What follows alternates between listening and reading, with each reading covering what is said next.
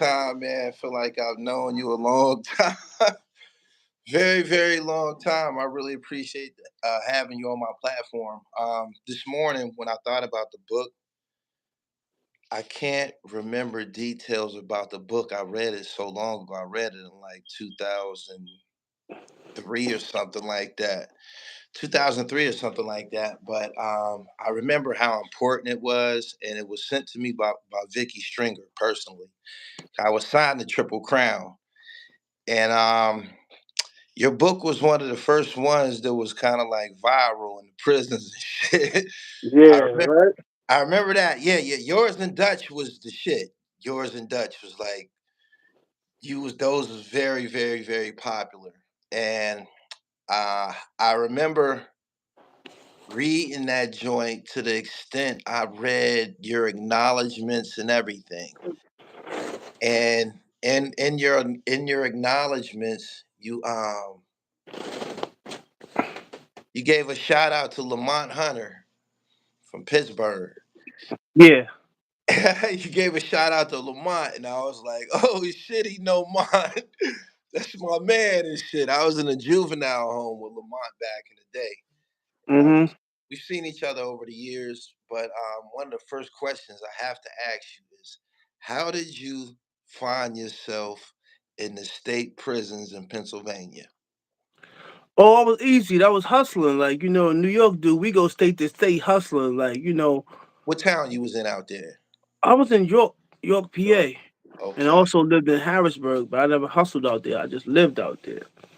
So, Okay. New York dudes, if they hear about it. So what happened was, long story short, my man cousin who used to hustle with us in New York on the Mhm. block, he was from Philly, but every summer he came to New York.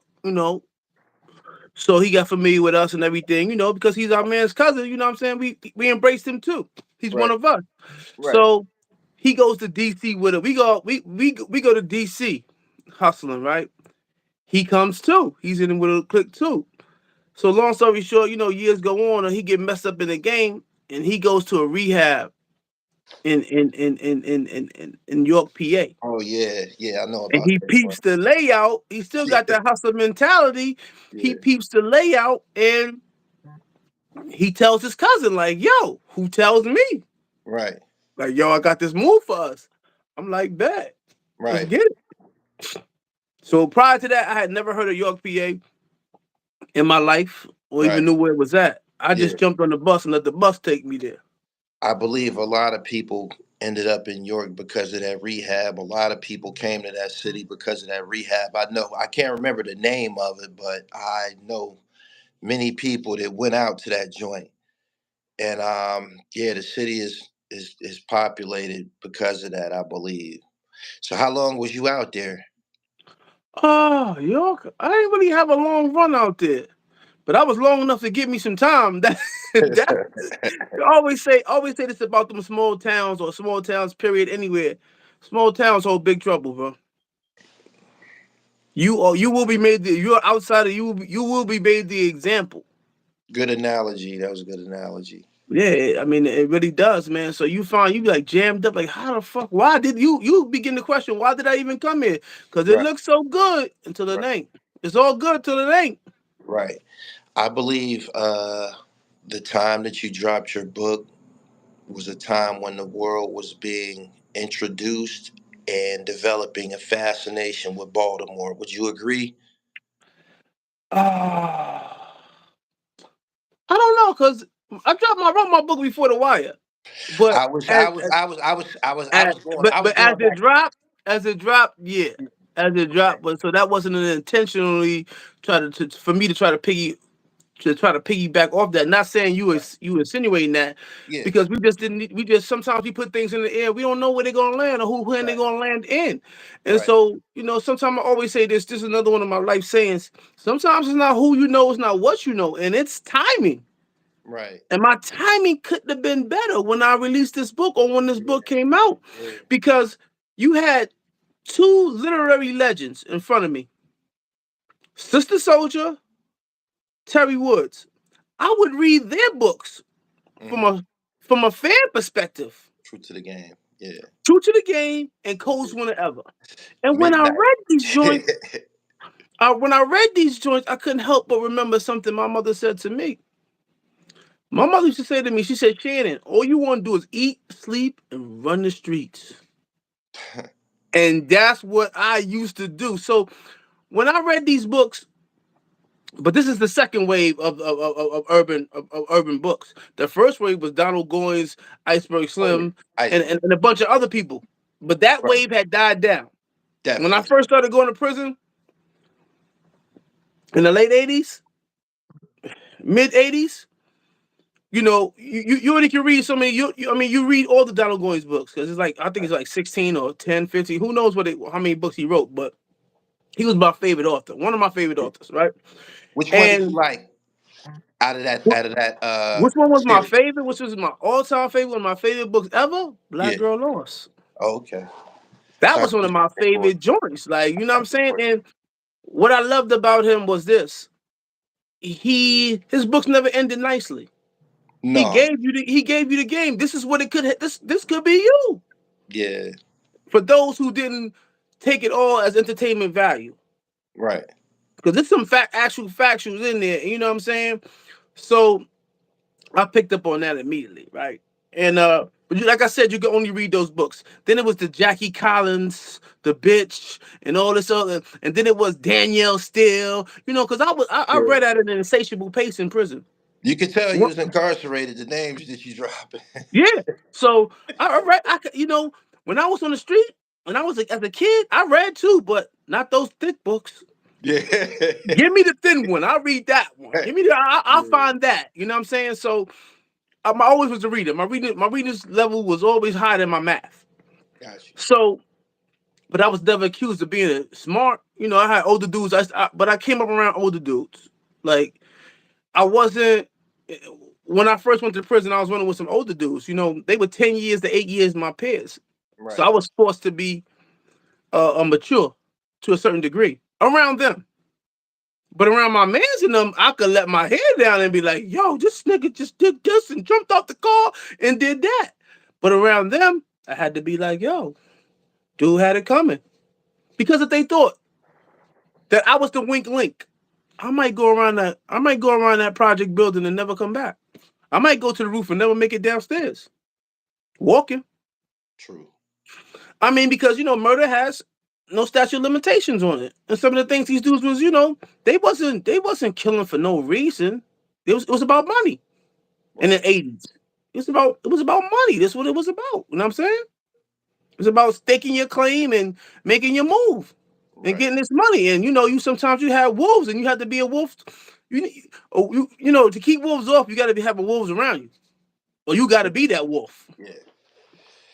So, yeah, what I was saying was, I believe I had watched Before the Wire. I have seen a series called The Corner. Yeah, Then I The was just Wire. talking about that yesterday. Yeah, yeah, yeah. Yes, and The Wire came out in your book, and it was like, okay, Baltimore. This is my first like glimpse of Baltimore, and hearing the cliche, "Be more careful."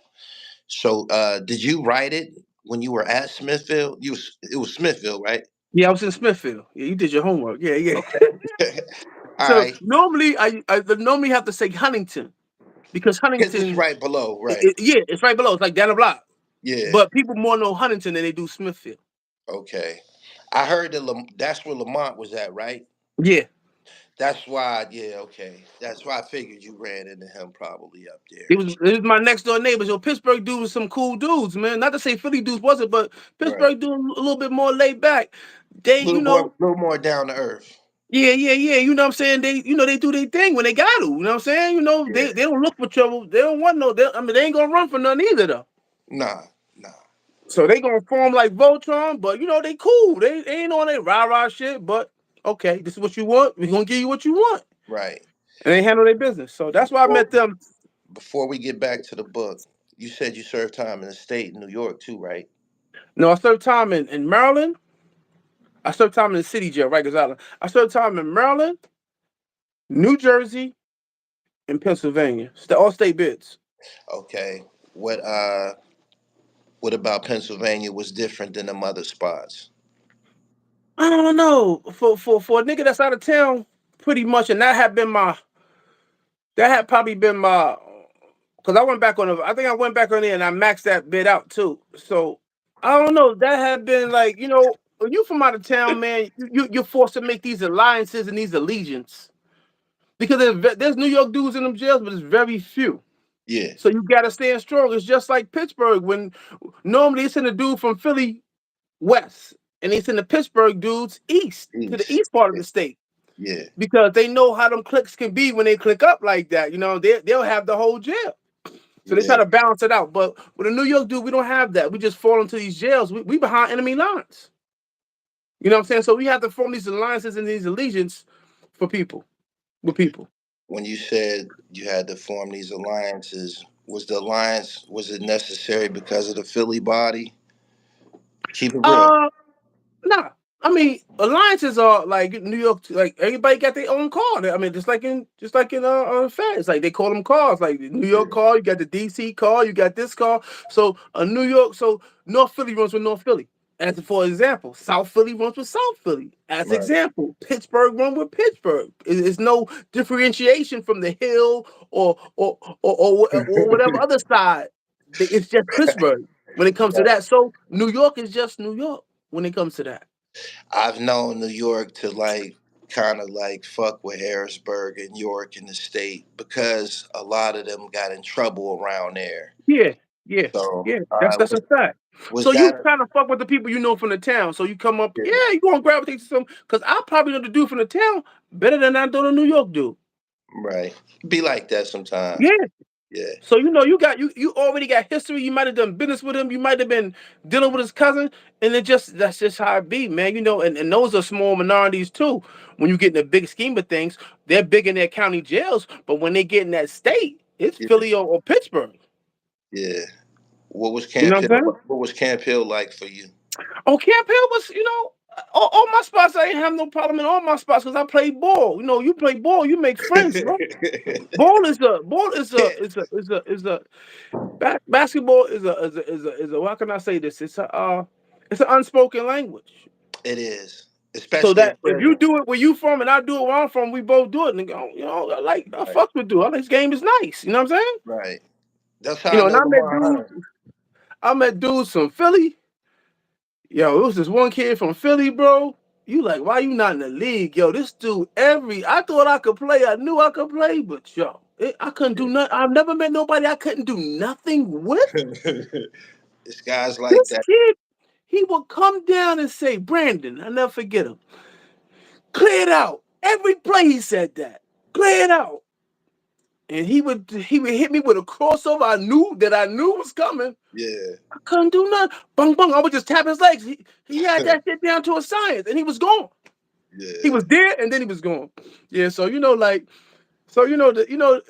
just my personality. You know who I am. Men respect, man. You know what I'm saying. You gonna No have your doubt. little incidents, but for the most part, man. Like I said, that wasn't my first rodeo, so I know how to move in jail. No doubt.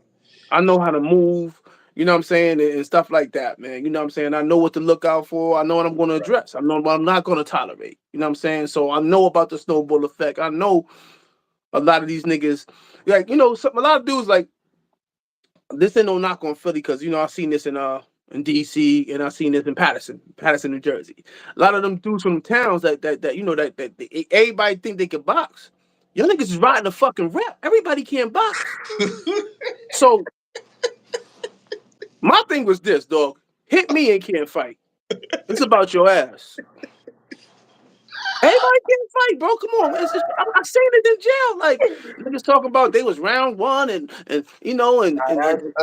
Sugar Ray Leonard boxing gym and all this type of shit and get embarrassed. That's Philly, man. They got the boxing thing. But But they do everybody got some, can't do but it. they You're do right. got some dudes who are very much like that. Yeah. But everybody is not Right. like that. Right. They do got some elite But dude with some elite hands. One of my co-defenders from Philly too. Yo, this big bully nigga was like, she said, yo, young, he said, I ain't gonna lie, but young boy hit hard. Bang nigga. He said, yo, my co-defendant from Philly, we met in York. yeah. You know what I'm saying? So he was my co-defendant, man, and we just linked up like that, man. me and him was tight and shit. So we caught the case in Jersey together and all that type of shit. So, Right. but he was good with his hands. He was really like that. No doubt. You know what I'm saying? So, So that's did- all I got to say about that, man. You know what I'm saying? But shout out to my niggas from my no all the doubt. Muslims from Philly and all that type of shit. All my ills and all my bays and all their wheels and all their ways. Everybody No from up doubt. and down the East Coast, man. So Right. yeah. So when did you start writing the book? Did you start writing it in Camp Hill or at Smithfield? No, I started writing it. Camp Hill, funny story about Camp Hill. So I'm around some more Pittsburgh dudes, right? So you know how Camp Hill sells. This is really prison Camp Hill. Like it sells, and you look at the cross into the next sales, and it's a Oh, you tier. was on the blocks. I was in the I was in the mods. You was in the block. yeah, You was over I there was with on the the old bad. side, You was over there where the right? bad niggas go. Because of my point, my point score. Classification Yeah, level. Yeah. classification. Because we getting classified. So dude was like, two Pittsburgh dudes is arguing. He was like, yo, where you from? Nigga said, I'm from such and such. And you repping what? He told him his gang affiliation, whatever he told him. Nigga said, never heard of you. Right? So I'm crying in myself, right? Because he baited him in. He said, yo, yeah. He said, too bad I didn't get to meet you before the niggas ran you up out of there. He said, yo, this shit was just so funny.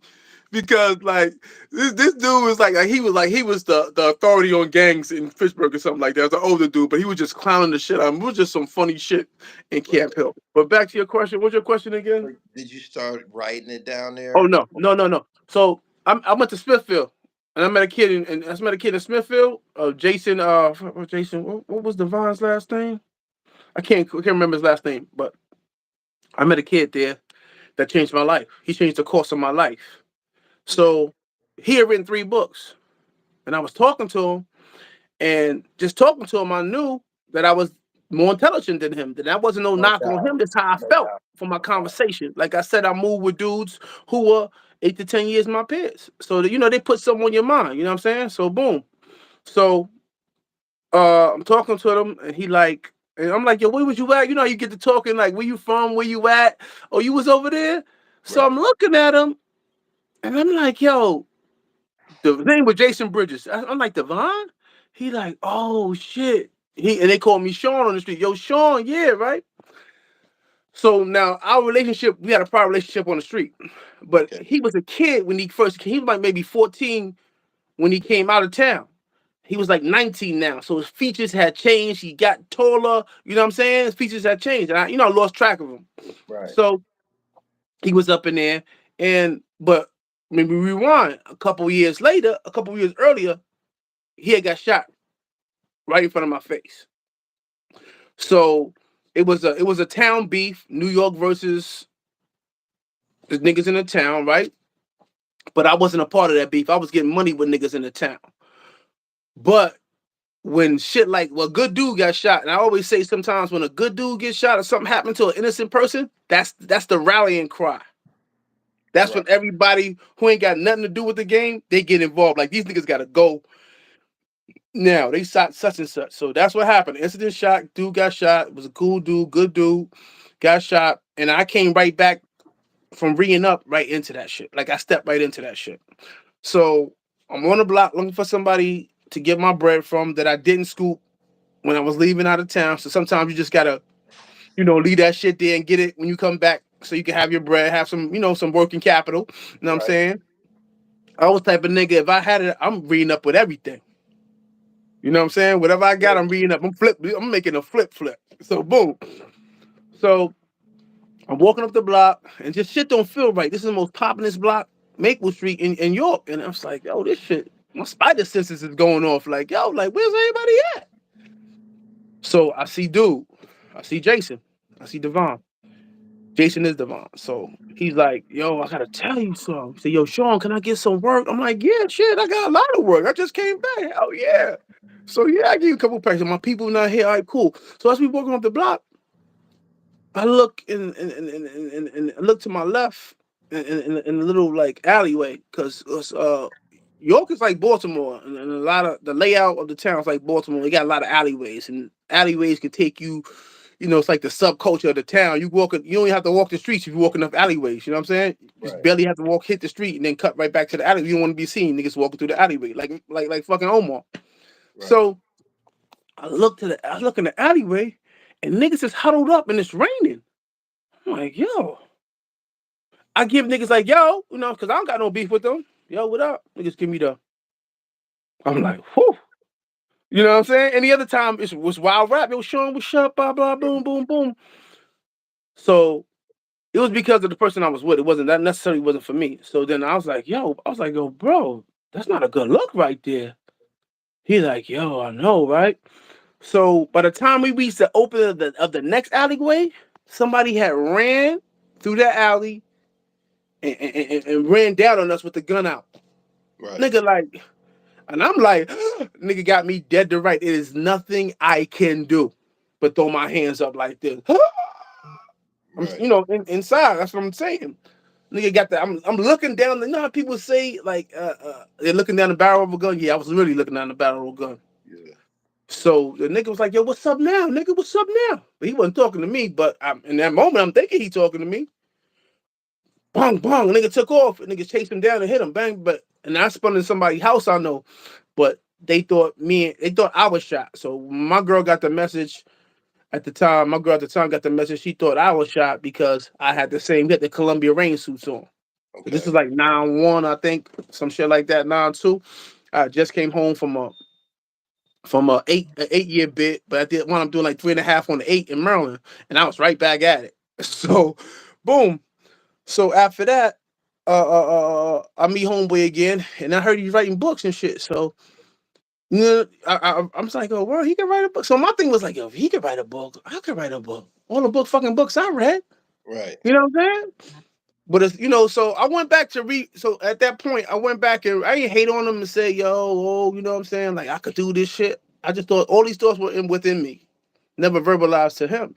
Right. So my first instinct after that meeting was to go to the prison library and get a book about writing books. Because they said everything you want to know is in between the pages of a book. Right. I just applied that right there. Like you said, you read my acknowledgments. I used to read album covers and find out where the record company was, and all this Right. shit would play a part later on as I was looking for a publisher. I went right inside that book, and there was the address. Oh, Simon okay. and Schuster and all of that. Yeah. Simon and Schuster, a Holloway House. I wrote them all. I got 20 free envelopes a month in Pennsylvania. What the fuck you gonna do? But tell me no, and the answer is already no if I don't ask you. Right. So anyway, he was my initial inspiration. Went and read the book, and I got a book that was like smelled like an old house. Like obviously it had been donated to the prison library, but it was something in that book that was from me. So immediately I told myself, I'm gonna take what I could take out of this book and discard the rest.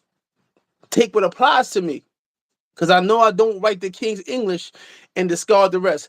I didn't even know what was going to apply to me, but it was this principle in that book. It said the 4 basic elements of any good book is conflict, struggle, drama, and change. I read that over 30 years ago. I never forgot that shit. Hmm. I wrote those principles down and I So burned them shits. what you was reading? One of them writing books for dummies books. No. Wasn't none of the dot. It was just some book about Oh, writing. man, something Just about picked it literature. up. Got it. Yeah, Okay. like writing books for dummies probably wasn't even out at that time. You know what I'm saying? It's like 9.5, 9.4, some shit like that. Who know? Okay. No. It's probably like about. Yeah, about I put the bit 9.5, probably like 9.8. You know what I'm saying? So Right. when I went, so then I had to figure out what was gonna be my subject matter.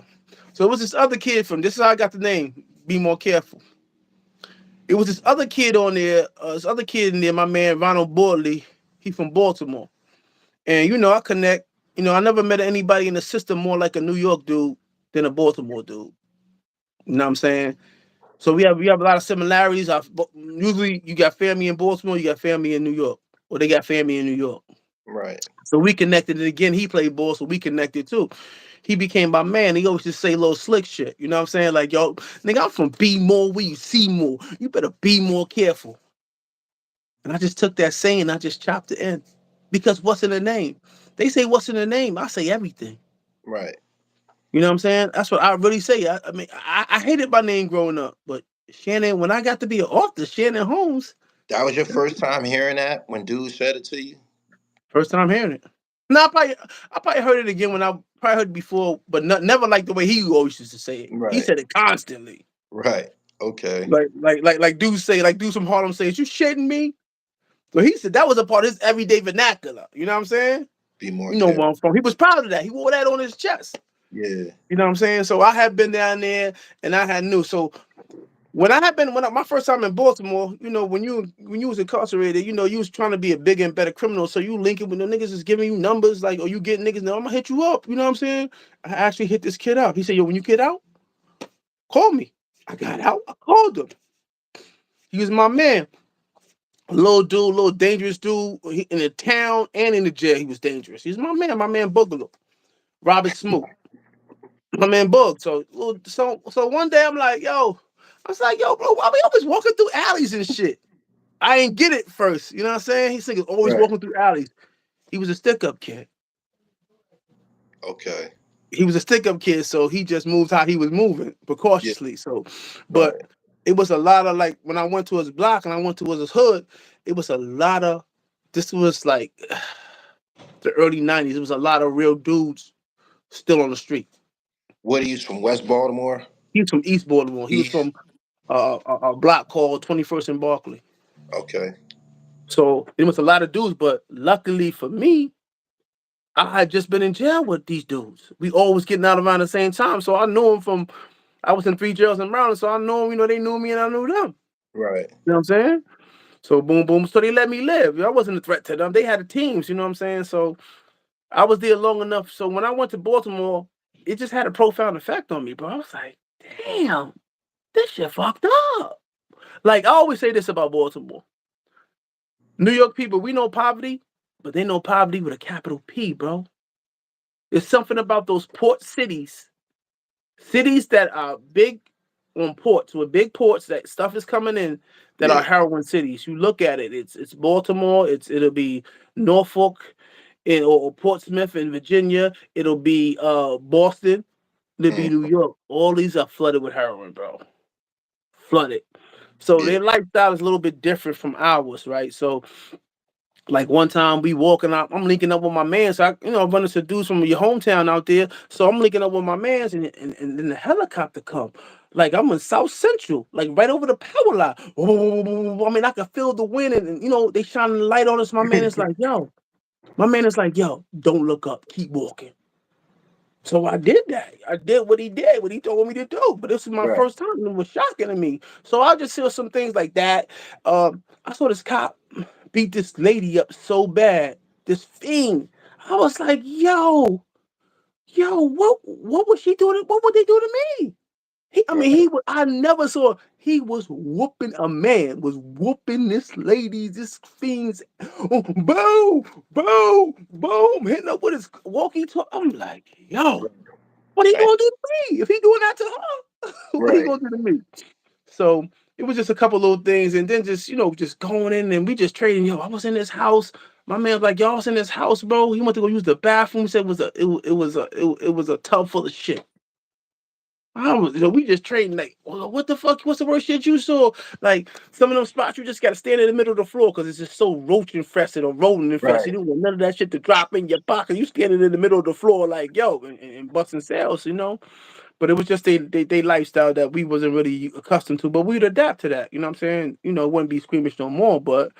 You know, but it's shocking the first time you see it, and Okay. then you become numb to it. It's like it's regular shit. Then you know what I'm saying? So Right. I hadn't. But so this is how. So when I went to Baltimore, and that always just stuck in my mind. I wasn't writing yet. It was like I was just collecting information, and I had Got to be in these certain places. I had to have gone hustled in D.C. I had to have been locked up in Baltimore. I had to go out in Baltimore. I had to have been locked up on the Turnpike and been in Newark. You know what I'm saying? And Newark, Northern State, and Newark and stuff like that. And you know what I'm saying? And it's being around these all this played a influenced me. All this was an influence in me. You know what I'm saying? Because I believe when you write, you take from every portion of your life. So I was just collecting data at that time to draw right. for. So I wasn't a hell of a writer. Don't get me confused. Say that I was Shannon Holmes, now, the writer. No, I was just a kid with some desire, bro. And I was just a kid who would find something that he loved. I was just a kid who didn't seek the validation of the people out there, or could tune out the noise and sacrifice for the moment and focus and lock in my cell while these Right. dudes went to walk the yard, eating pies and telling lies. I was locking in my cell. I ain't coming out today. Deadlock myself. You know what I'm saying? Shit like that. Right. And I was sitting in there and boiling up paper and really go through it. And there was dudes in jail. I always say this story too. That could write circles around me, literally. They Yeah. were that talented. They were that naturally talented. But the naturally talented are the most laziest motherfuckers you will ever meet in your life. That's true. Yeah. Because they know, like the kid Brandon, he knows at any given time he could take me. There's nothing I could do with him. Right. You know what I'm saying? So he's naturally talented, he's gifted, and they just are not motivated. So since I wasn't naturally talented, I had to work for it. I appreciated every moment I got. I appreciated every struggle, every mental Hard fatigue. work I beats appreciate, talent. Hard work beats yeah, talent. Talent when don't work talent hard. don't work hard. Yeah. So, you know, it was just dudes and them. So I would look at them for motivation, like, yeah.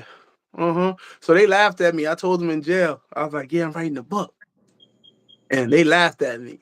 He said, yeah, you writing a book? And he told me to my face. Niggas Right. told me, niggas said, yo, we gonna have a book signing in the prison yard. You gonna sign your book over that garbage can, and we gonna throw it in this one. Yo, yo, I laughed, bro. You ever laugh to keep from crying? Yeah. That's what I did. I could Been have there. fought. I could have been in my feelings and fought them niggas. I could have beat some of them, but not all of them. I couldn't have ran that gauntlet, you know what I'm Right. saying, and beat everybody, you know what I'm saying? But I'd have been in my feelings. Niggas thought I was a sucker. Oh, you bitch ass nigga, you know what I'm saying? Right. You in your feelings, you know, you like a girl. So, you know, and you taught in jail to don't show no feelings. You know what I'm saying? So I ate that, but I said to myself, my dream, my story could have ended right then and there in that prison yard. Had I listened to them. Right. So I always say this too, man. Dreams are so fragile, bro. They're fragile things that can go either way. You can make it Mm, just as easily as you can't make it. mm. So I just challenge. I'm just remember that laughter, and I'm just like I'm a fucking how can I say this? I'm gonna get you back type of nigga. I can't look for the word right now. I'm petty, not petty, but what am I? Not animosity, but like Retaliation. I'm gonna show you. So boom, I Yeah. can't think of the correct word. So tick for tat. So I said I locked in my cell and I just started writing, man, and I just started going through the motion. So there was another kid. His name was Ohio. Dwayne something. I can't remember his whole name. So I showed him my book before it was even ready. So he says to me, now them dudes said that to me and not even read a word. You know what I'm Right. saying? I was just so happy I was doing something positive. I wanted to share with my dudes in the weight pal. You know what I'm saying? Right. Right. They but they clowned me, right? Right. But my man, so he says to me, now this kid read it. I said, yo, check, why don't you check something out? He read it. He said, yo, Shannon, this is his exact words to me. He said, yo, get a dictionary and thesaurus. I did what he told me. We never had a conversation. Why? Because I understood what he was saying, where he was coming from. You need This an is like adjective. You needed some adjectives. yeah. So this is this is very few times that I just took what he said and I took what somebody said and just ran with it. And we didn't Right. have a detail like, yo, what you think? Nah, I just accepted the constructive criticism he told me. And that's Right. what's wrong with us as people, as writers, as whatever we want to do, we can't accept constructive criticism. But this kid told me something. He took time out his day to tell me something, to lead me in a certain way, point me in the right direction. Right. I went right to that.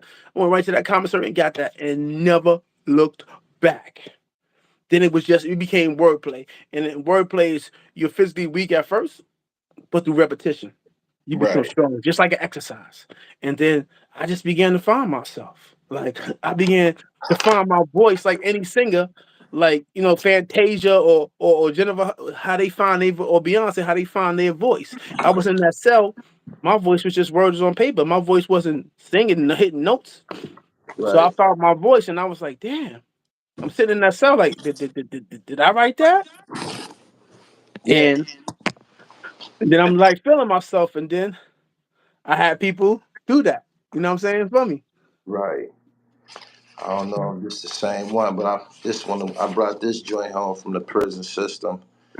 This Yeah. one they actually sold at the commissary back then. So how much did it expand your vocabulary? I mean, I've always been. I ain't been no dummy, but it's just like work. I had to learn. This is why I said I never read that kid's book because I wanted to be the first me. I never read Divine's books because I wanted to be the first me, not the Mm, second him.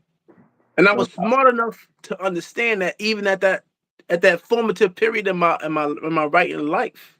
Yeah, that was a good decision. That was good. So what I did go back and do, I said, if I'm gonna read somebody, I'm gonna go back and read the masters. I'm gonna read the Donald Goins. I'm Uh, gonna read the Sidney Sheltons. Iceberg. I'm gonna read the sisters. I'm gonna read them. He said But Sidney Sheldon, bro, morning, noon, and night. That's yo, my joint from Sidney Shelton was Master of the Game. he was When a bad motherfucker. Rage Your Angels, I can't believe you said Sidney Sheldon. But go the ahead. mirror has two faces. Yo, bro, they don't even know about Sidney Shelton. Right, right, Like for the time that I had a good book, it was like I wasn't in prison, bro. yeah, I didn't care what was for child. I didn't care what time we went to yard. I didn't care. I was in this right. book. That's some of the best sleeps I had. I read myself to sleep with that book on my chest. So I went back and reread people's books that I thought was good. But this time, I didn't read this shit for entertainment. I read it for education. You only read for two things: entertainment and education. I decided to educate myself. Right. And remember, I have nobody holding my hand through this shit. I gotta figure this shit out on the fly. And that's just it. You know what I'm saying? So to who I wanted to become, I didn't have a Shannon Holmes to look up to. I would blaze the trail that, like, I was the first nigga to sign from jail. Now that's commonplace. Yeah. That's like Moses Malone was the first nigga to come from the league. Now look at it now. Everybody was coming from the league, from Can't free from believe high school to the that. league. Can't believe that you were that meticulous early on. Whereas I got signed in jail too. I got signed not long after you. She actually, Vickie Stringer, actually often referenced you when speaking to me and shit. And Yeah. did that your confidence? Damn, I lost my train of thought. Um, yeah, your confidence. Did it affect you? Yo, you don't you don't initially have this confidence going into you're unsure like a motherfucker. You Right. don't know where that pothole is at. You unsure, but you just So gotta that's have why enough you were faith so to. much. That's why you were so meticulous. You were being. That was just Shannon. Yeah, so I said, I'm gonna give this shit the same energy and effort I gave the street and see where it takes me, bro. That's all I was gonna do. Shannon, give this the shot. This was it, or was back to the streets. I didn't have a plan B. Right. This was it. I found myself 30 years old in prison, slapping cards, lifting weights, you saying you shit, you said, welcome, Dano. You know what In I'm the saying? way. Yeah. Wow. Yeah. Meanwhile, my childhood peers is in their childbearing years, starting families, getting mortgages, and getting car notes. And I'm in here talking about you set.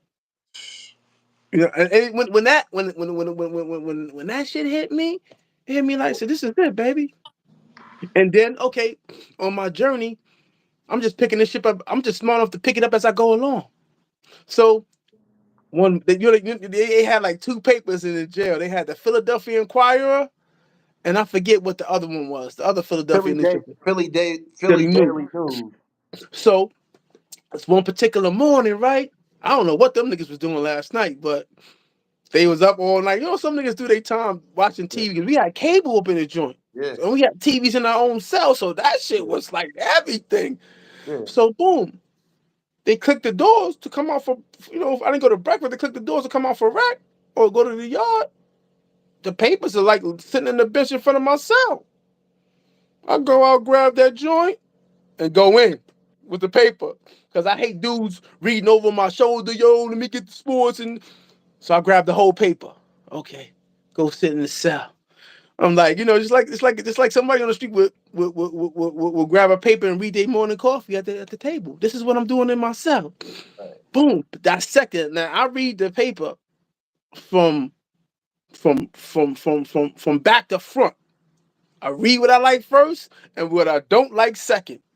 So I'm going right to the sports and I can move. So I'm moving through this paper this Sunday, and who do I see? It's Omar Tyree. I tell him the story every time I see him, and they was interviewing him, and he was like, he was basically saying, like, this is what he do. She said, this is what he said. This is what he said that set off alarms in me. He said, women are the biggest buyers of books. I said, so women are the biggest buyers of books, and I want to sell books, then I better get some strong female characters. And that's how B-Mail, because I was still on that fence, not knowing my first book would have been my third book, Never Go Home Again. Because that's more easy. People normally come off the bat writing something close to their life or their lifestyle. Right.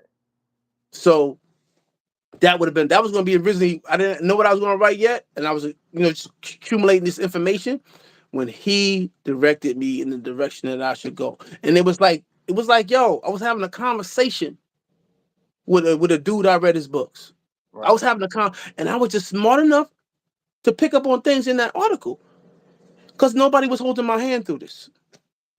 I was going to make it, or I wasn't. Mm-hmm. And that was just the harsh reality of it. So I picked up on that, and I said, be more careful. I remember the saying, I chopped the saying, be more careful. And so now it's what this book is going to be about. So when I was hustling, especially when I was in D.C., New York, and shit like that, you just see beautiful girls. Beautiful women, beautiful enough to be any man's wife.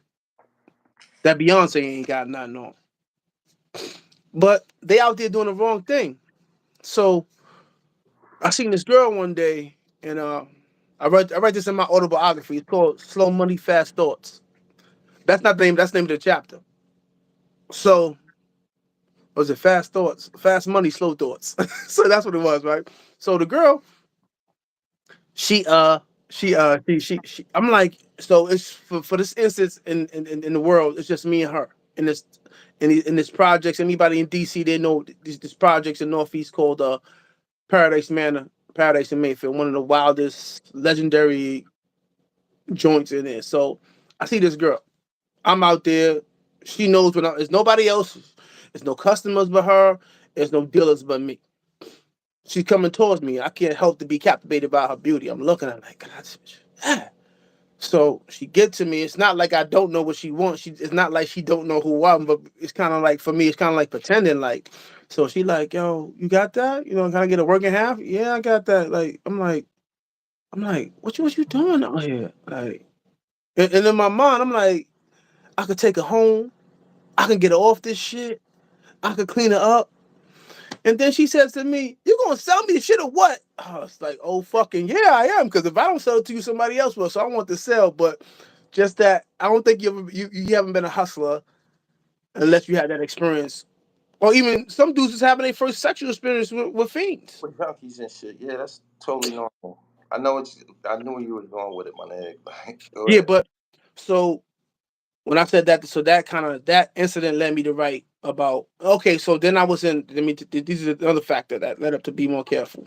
So I was on a violation. And I think when OJ beat the verdict, I think I was in a holding cell getting ready to go home, right? So, but on the way home, I'm with this kid.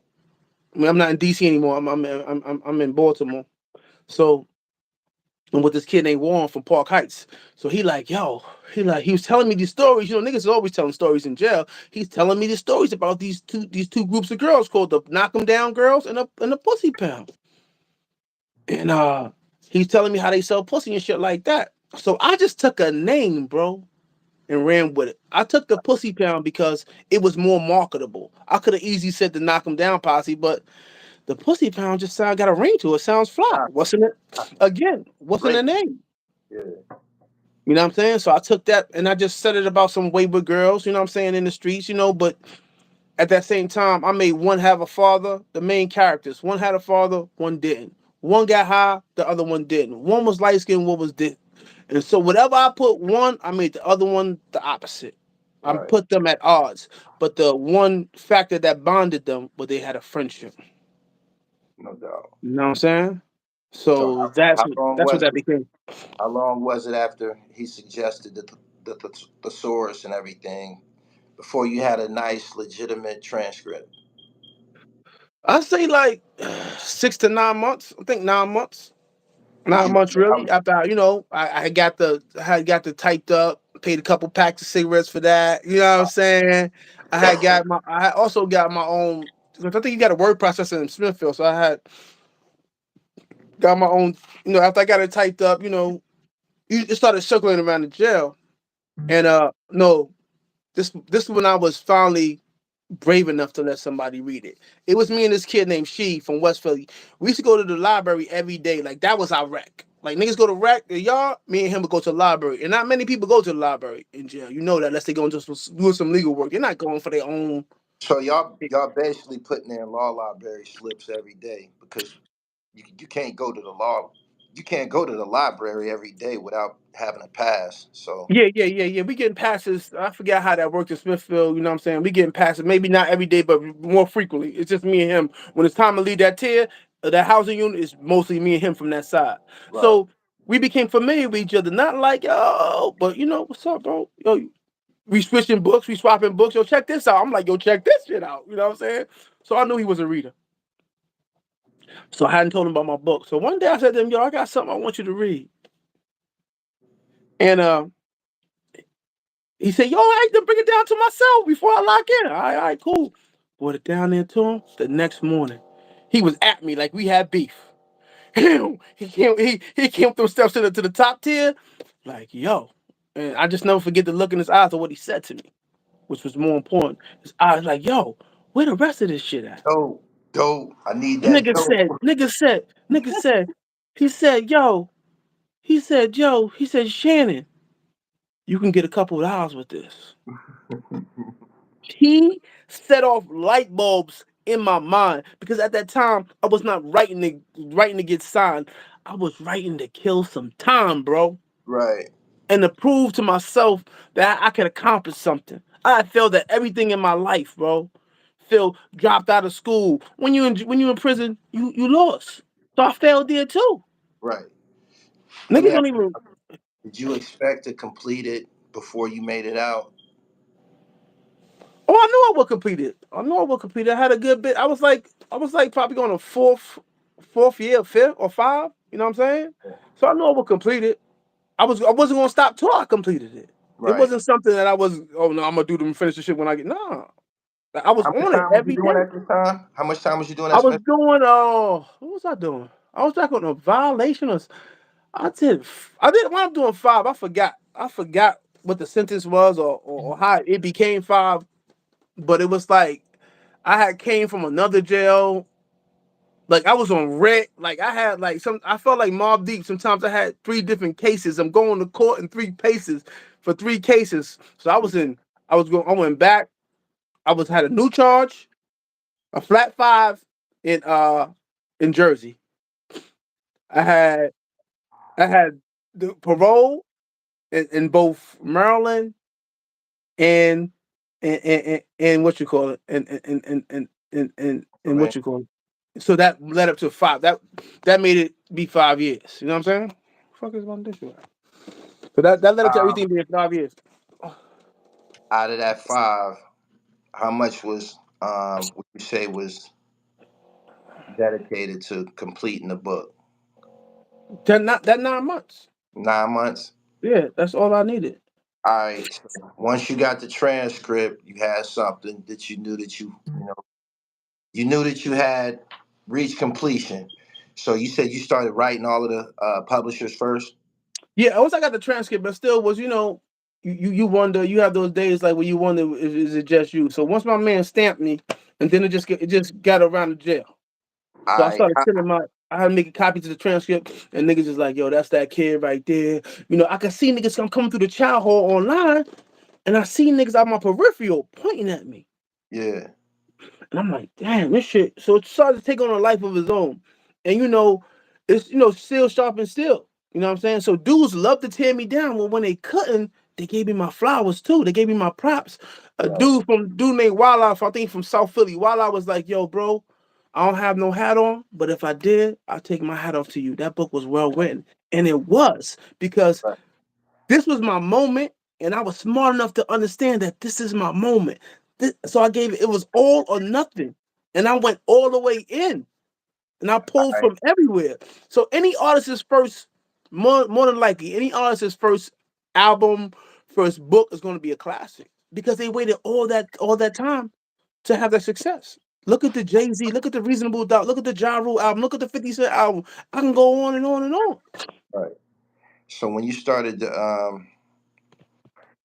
do the submissions Yeah. to the Okay, main, so was they telling you? I mean, was they sending them back telling you that you needed a literary agent and all of that type So of shit? okay, so now this is where I go and find that book he was talking about. Not writing for dummies, but Writer's Digest or something like that. So I'm reading that shit like, yo, I just feel like I learned about synopsis letter. I learned about query letter. You know what I'm saying? So I feel if I could eye it, I could do it. Yeah. Hell yeah. I'm making my own shit, putting my own shit together, right? Boom. So at the same time, I told you, I was a very big, album fan, and my mother had a nice record collection. My parents had, so I would read the albums and realize that Michael Jackson didn't write this, or Gamble and Huff didn't write this. They had other writers and stuff like that. But on that same album cover, on that same, it would be the what you call it, the address to the, it would be the address Record label or the publishing to the company. publishing company. Yeah. Or to the record company, but and in the books it was the same thing. I'm like, huh. I applied that to that. So, like I said, they gave me 20 free envelopes a month. What you want to do? So I just started writing people. So Yeah. then I'm seeing the Sister Soldiers and the Terry Woods. I'm reading them. You know what I'm saying? And I always told people, I said before I ever met these people, I was preparing my place to be amongst these people. You know what I'm saying? That's why I can't understand when people like when I did this movie, people like, oh, let me act in your next joint. I always wanted to be an actor, but why you ain't acting? I can't let you attach your dreams Yeah. to mine because you wasn't attached to my failures like that. So Right. just think because your man is on that you on. Yeah. And Yeah. you do nothing to support that. Not like that. Yeah. So anyway, back to that. I'm gonna get sidetracked. My man has this Fed magazine. Shout out to Antoine Clark. Oh, those are so dope. Yeah. When they first came So out. yeah, so we didn't grow up together, but we know each other. My man was his man type shit. So shout out to him. So and in that Fed magazine, Terry Woods had an advertisement in it. Took out an ad in it, and it was a PO box. So I had wrote like you said, I had wrote the larger publishing houses, the Simon and Schuster's, the Penguin Putnams. I wrote all of them, Right. and they had told me what you just said. We don't accept unsolicited manuscripts Without a without an agent. yeah. But it's for a reason, dogs. Could you imagine how many people go to school for writing, Yeah. and then how many people just fall into it? There's people who've been dreaming like this shit since they was kids, and that Yeah. they knew they was going to be a writer. They're in college right now, and here I was in prison trying to change my life. Okay, so as I said, during that time, I knew this older inmate, right? And I watched him go home on a legal technicality in Smithfield.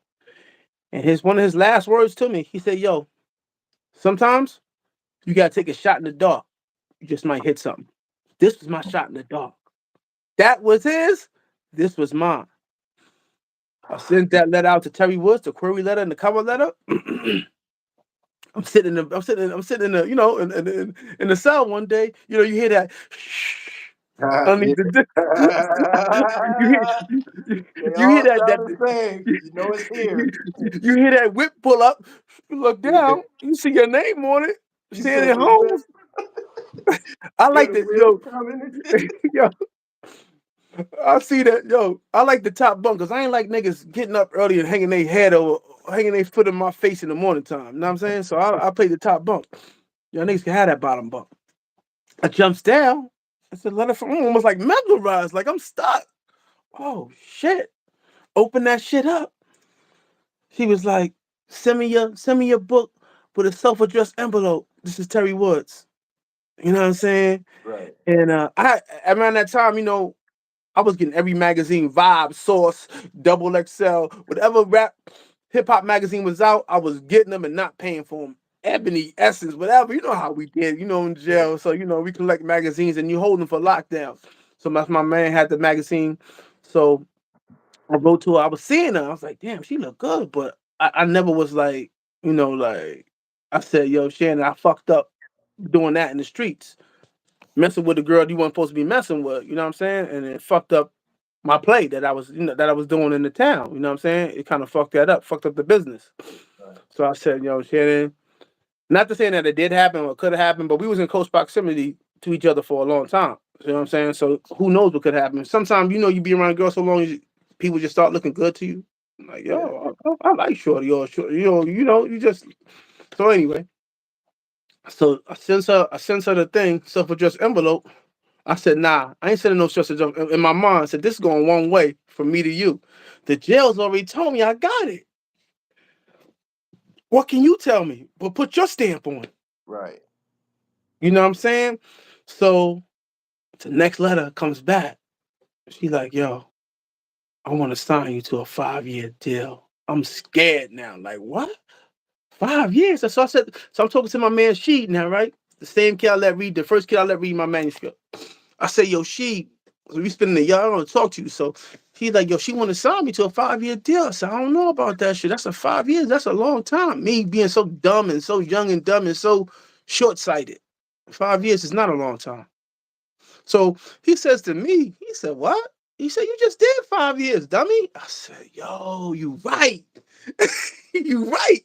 Right. So I looked at my perception changed, but then when the deal got finalized, she came back with a different. It wasn't 5 years. You can't be number of years. It can only be number of projects, which is why LL put Yeah, I was gonna ask 10. you that 'cause when you said 5 years, I'm like, that's a lot of fucking She writing. didn't know. We didn't know. Nobody knew. Remember, I was the first to do it. So how she gonna know? Right. She didn't sign no deal. Who she signed with? She signed with herself. Hold on for a second. Let me go my note. Got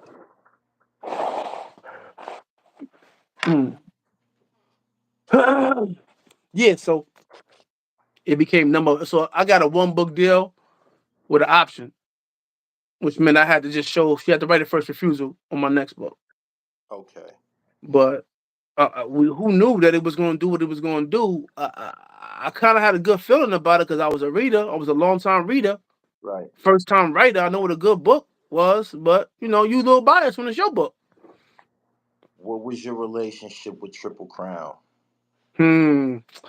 Allegedly, they say I was the owner. Allegedly, they say I was allegedly. It's alleged that I used be more careful money To launch to Triple start Crown? Triple Crown. It's alleged that. You know what I'm saying? And that same allegedness got me in federal court. All right, let's talk about the greasy shit at Triple Crown because I was exposed to it. I was signed over there. First of all, let me uh, let me It's ask you. very little I could tell you about that because I was in New York and she was out there. So I got wind of a lot of shit after the fact. Me too. Yeah. After I got kicked out that whip. I listen. So this I'm gonna just tell you the move. The move was sweet though, right? I had to tip my cap at the end of the day. So uh it's alleged that I told Vickie. It's alleged that I told. Let me start with this allegement. It's alleged that I told Terry Woods I want to start a company. It's alleged that she turns to me and says, "What do you want to do that for?" Then it's alleged that I went to Vickie Stringer and said, "Joe, I want to start a company." And it's alleged that she said, "Let's do this shit." Right. And it's alleged that I just funneled money from my be more careful funds because my first year out of jail, I had 100,000 in the bank, bro. So I did it. I moved 100,000 books. Terry had about 500,000, but we generated 1.5 Right. for the system. You know what I'm saying? So if you know anything about distribution, publisher, and writer contract, those are the three people, and not to mention the retail stores. Right. Those are the three people that ate off of that. So like I was rarely out there, if ever. And so when the lawsuit came, because it's alleged Vickie Stringer put "Be More Careful" on Triple Crown website, Yeah. and it's alleged that I said don't do that shit. Oh no, she not. And it's alleged she said, "Oh, she not gonna be mad at that." I said, "Yo." It's alleged. I said, yo, you don't know That's her. Terry Woods. That's her. That's her rotten You ass. you don't know Terry Woods. Damn, it's alleged. I get pulled in a civil suit, and in that course of that civil suit, I'm thinking my friend. You know how your friend go to you with your lawyer or go to court with you to show your support. Well, my friend wasn't there for that. My friend was there to hear what I was saying to my lawyer. So when my attorney was like, "Yo, do you own Triple Crown?" I was like, "No." I was getting hit underneath the table. Don't tell him you own it. Don't tell him you own it. Right. So I went with that, and that was the Jack move, and that was over because at that time, Little Kim got what, a year Yeah. for perjuring Perjury. herself. Perjury. Yeah. I'm a 3-time felon. What are they gonna give me? I get it. We gotta have a private conversation So that was offline. that was the end of that, and that was my beginning. But like homegirl ain't doing too well. I ain't happy about that, but it's karma, baby. We Yeah, robbed a lot of that's people. definitely karma. Did you see her picture? Like, yo, you need to Google homegirl, I ain't seen pictures of her in years. bro. You would not believe it. She got about much hair as me, Oh man, bro. Like, I want to see that her picture. MA picture is crazy, my boy. So Her she ended up second, going back to jail. yeah, for writing bad checks at the casino. She has a gambling addiction.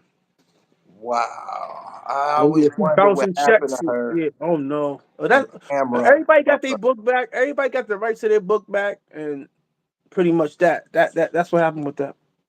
Oh, shit, my phone. I always wonder what happened. I started to meet people that would online. Yeah, And everybody wanted her. All her authors wanted her head, though. You know what I'm saying? yeah, They all wanted her, I like started to official. meet people where I online that they was claiming work that I did at Triple Crown and shit. I wrote Dirty Red and shit. I wrote Dirty Red.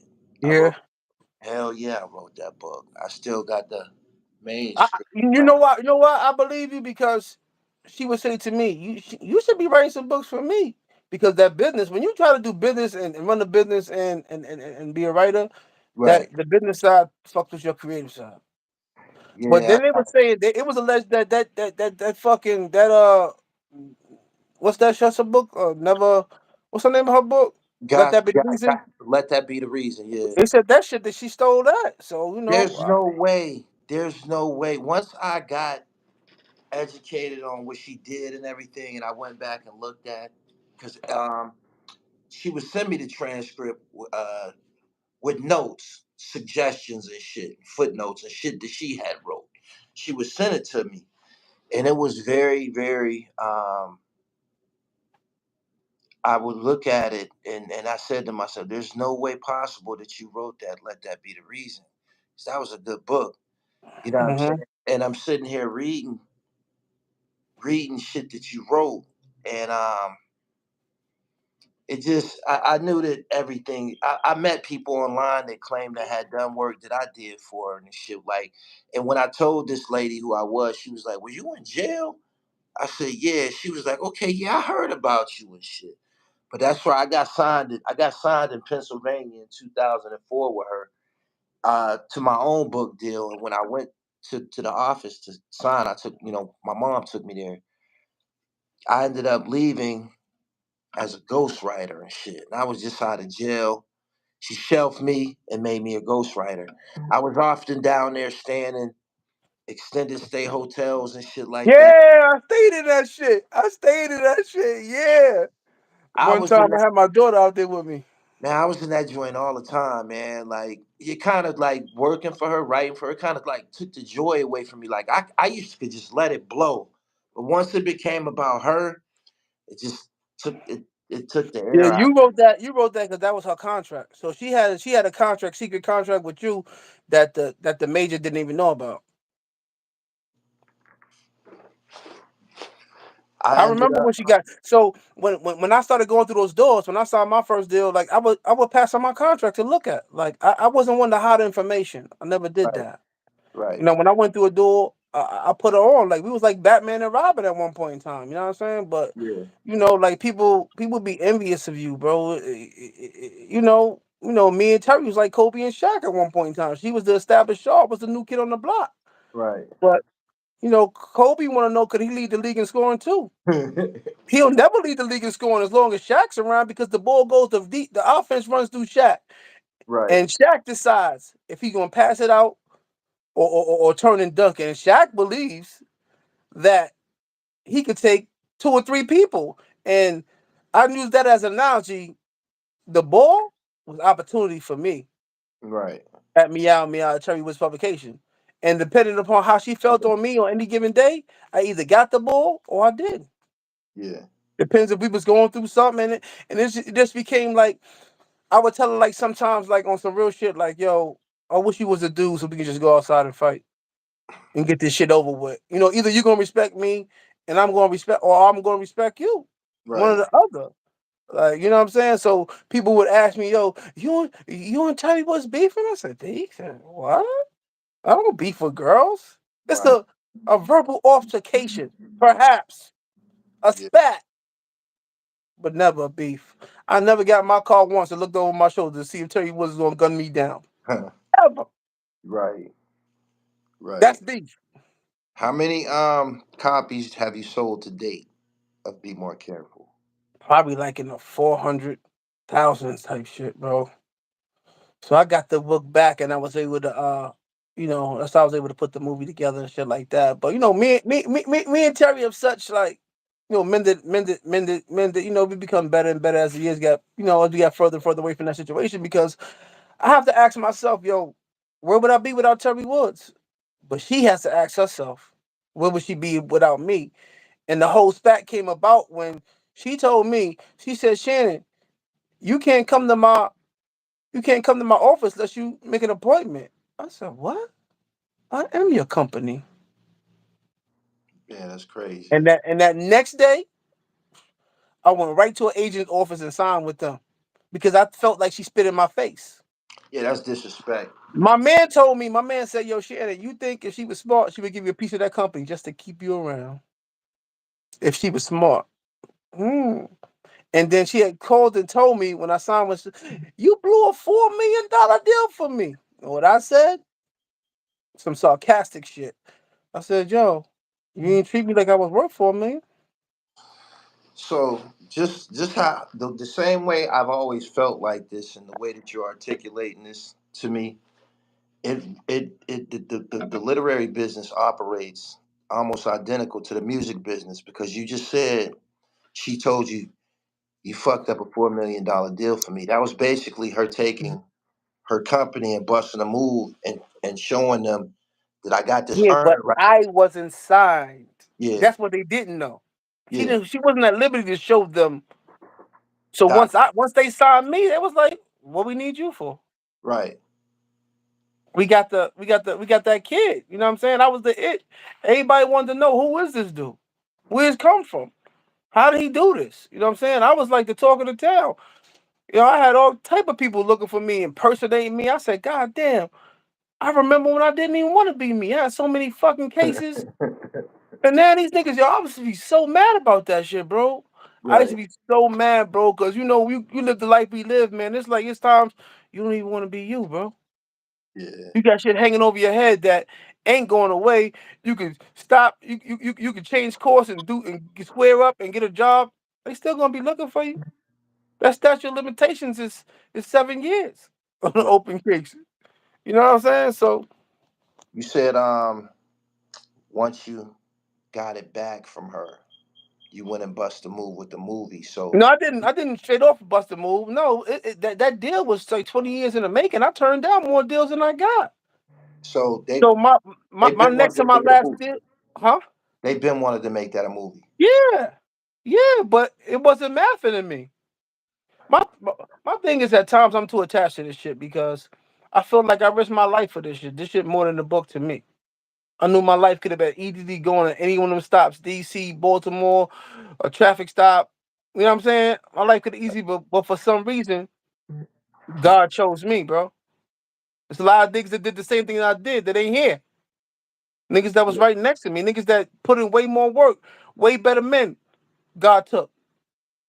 Yeah. You know what I'm saying?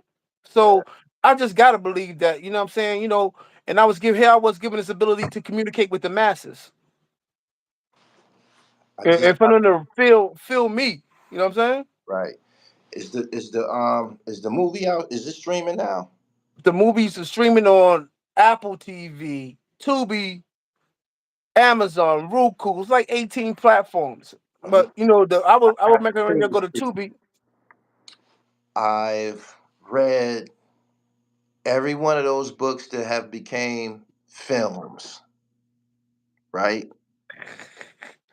I know what you're And about to say. I know where you're going to this. after And it, watching one movie, I'm like, I ain't watching Dutch because I ain't gonna let it fuck up your my perception, yeah. of Dutch. So So Shannon, tell me, did I they do have to this tell in you justice? this.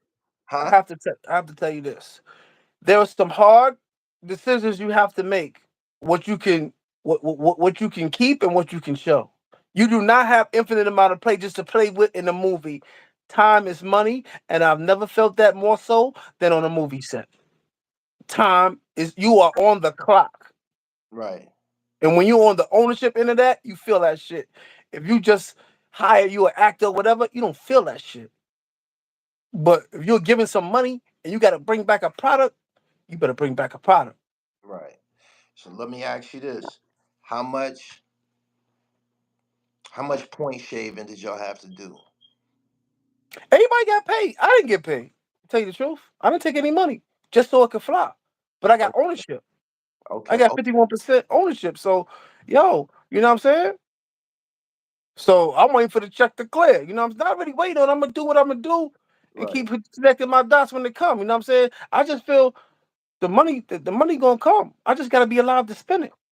And right, that's how I felt coming out of jail. The money Shannon do fuck this up. I go A to B. I ain't hanging out. When I came home from jail, I changed people, places, and things. I'm more settled in my life now. But I go A to B. I'm not hanging out for no reason. So you know what I'm saying? You're not gonna find me, and I'm not gonna catch the stray, God forbid, because I'm not gonna be there to catch that stray. right. Let me ask you this: when you taking a book and turning it into film, right? How much writing is required of you? How much do you have to go pick up that pen again because you got to turn this book that you just wrote Well, actually, into script? it's more easier because you got a blueprint to follow. That's your roadmap. Oh, the book is the roadmap. The book is the roadmap. So you want to stay close to that. I mean, for definitely as far as dialogue wise. So I reference the book a So lot. the same dialogue. Some things would change. Well, I can't say the same dialogue all the time because some people actors implement other things in this. You know what I mean, in the dialogue that you might Right, not even write. But then you got to ask yourself, can I live with that? You know what I'm saying? So basically the same dialogue, but if I could do it again, a lot of people, I would have did it with maybe some different people because a lot of people didn't understand the severity of the moment. A lot of people got paid. Everybody got paid. We paid our way through that shit, but like in my moment, I understood it was my moment. A lot of people, these moments, they just want to see themselves on camera. They want to see themselves on film, or they want to be a part of something. They're not there for the right reasons. right, Or they want to look over your shoulder and see, you know what I'm saying? They want to accelerate their own process.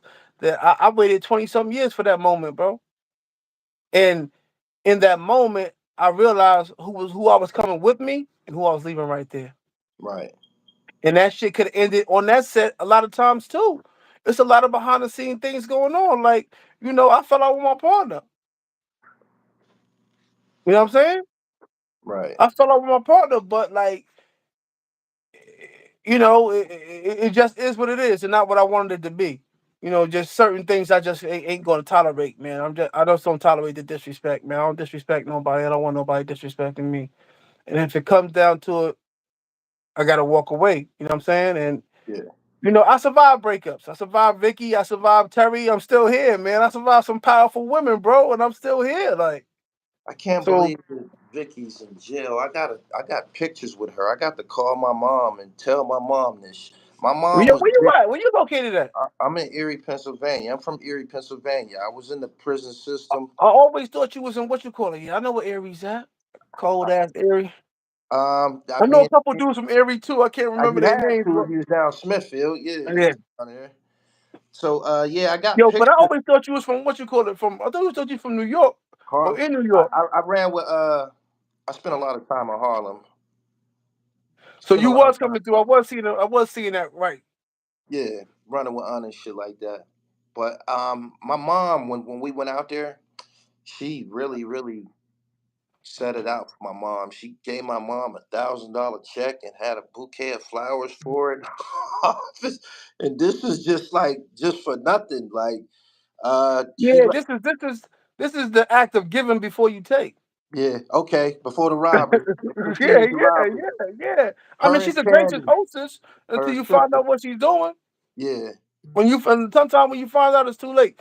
But yo, I gotta get up this phone because I gotta go pick You've been something up. great. I believe this has probably been my But longest we could do a part two tomorrow, whatever you want to live do, bro. interview. We So can tap back in. I appreciate you for coming tap through. back in tomorrow. Yo, Yeah, bro, I almost missed the conversation because I got back in bed. So I'm gonna take me a little nap, and I was just on right. my phone, and you hit me. Yeah. You know what I'm saying? Because I had a fucked Been a up lot. delivery. I had a, Legendary author, man. Like you one of the don't first forget, tune in, tap viral. into that joint on Tubi. Yeah, I got to check that joint out today. You are one of the first viral authors, man, that came through, and of our generation. Let's call it the hip hop generation. You one of the first. Your book is a classic, and I look forward to working with you in the future. And keep up the good work. All Straight right, up. bro. Just hit me up. Just Yeah.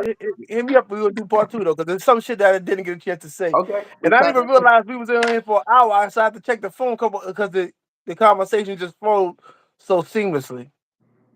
I get back with you. We'll do a part two. I appreciate you. All right, well. Peace.